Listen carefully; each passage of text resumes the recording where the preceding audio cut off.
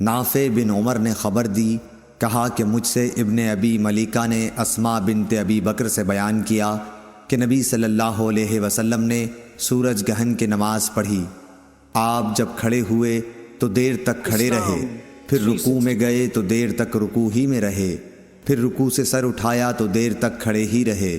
پھر دوبارہ رکوع میں گئے اور دیر تک رکوع کی حالت میں رہے، اور پھر سر اٹھایا، پھر سجدہ کیا اور دیر تک سجدے میں رہے،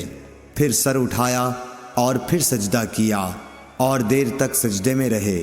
پھر کھڑے ہوئے اور دیر تک کھڑے ہی رہے، پھر رکوع کیا اور دیر تک رکوع ہی میں رہے، پھر آپ نے سر اٹھایا اور دیر تک کھڑے رہے، پھر دوبارہ رکوع کیا اور آپ دیر تک رکوع کی حالت میں رہے، پھر سر اٹھایا، پھر آپ سجدے میں چلے گئے اور دیر تک سجدے ہی میں رہے، پھر سر اٹھایا، پھر سجدے میں چلے گئے اور دیر تک سجدے میں رہے۔ جب نماز سے فارغ ہوئے تو فرمایا کہ جنت مجھ سے اتنی نزدیک ہو گئی تھی کہ اگر میں چاہتا تو اس کے خوشوں میں کوئی خوشہ تم کو توڑ کر لا دیتا،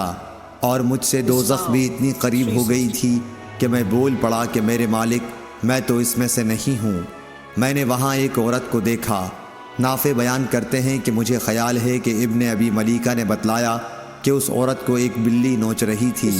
میں نے پوچھا کہ اس کی کیا وجہ ہے؟ جواب ملا کہ اس عورت نے اس بلی کو باندھے رکھا تھا تاکہ بھوک کی وجہ سے وہ مر گئی، نہ تو اس نے اسے کھانا دیا اور نہ چھوڑا کہ وہ خود کہیں سے کھا لیتی۔ نافع نے بیان کیا کہ میرا خیال ہے کہ ابن ابی ملیکہ نے یوں کہا کہ نہ چھوڑا کہ وہ زمین کے کیڑے وغیرہ کھا لیتی۔ صحیح بخاری حدیث نمبر 745۔